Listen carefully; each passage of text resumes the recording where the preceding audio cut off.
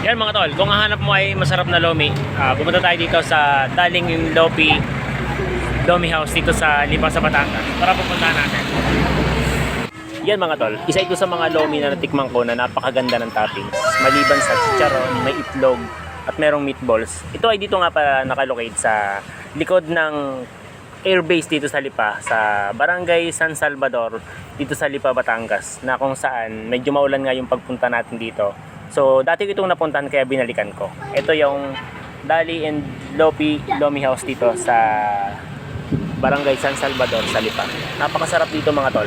Yan, kung makikita nyo, merong half order na 40 pesos lang at ang regular ay 60 pesos lang. Yan, pwede kang bumili ng tinapay ng buns para mas enjoy mo yung pagkain mo rito. Yan, ito yung kalsada na nasa likod ng airbase kung saan ito yung tagusan nito, paikot ito dito sa San Salvador sa Lipa. Ayan, makikita nyo naman napakaganda ng lomi. Mayroon siyang Shanghai, may itlog ng pugo, meron siyang chicharon, meron siyang parang meatballs kung makikita nyo. At saka yung sabaw niya talagang napakalapot. And then marami siyang itlog na kasama. Kaya yung sabaw niya, kahit lagyan mo ng toyo, kalamansi, hindi siya nagiging malabnaw. Hindi katulad ng ibang lomi, kapag nilagyan mo ng toyo at kalamansi, nawawala yung lapot ng sabaw niya ay nawawala.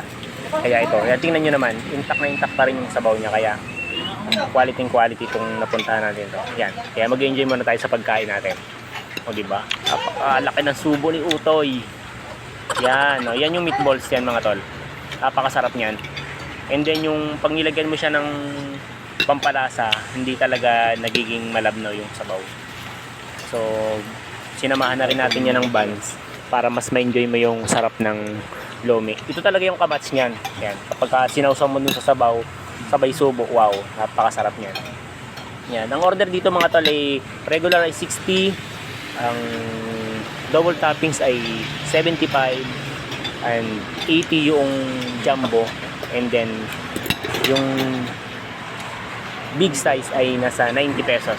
Yan mga tol.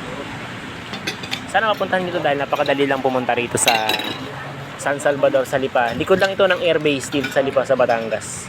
Ang pasok nyo ay dito sa may malapit sa Tambo exit itong location nito.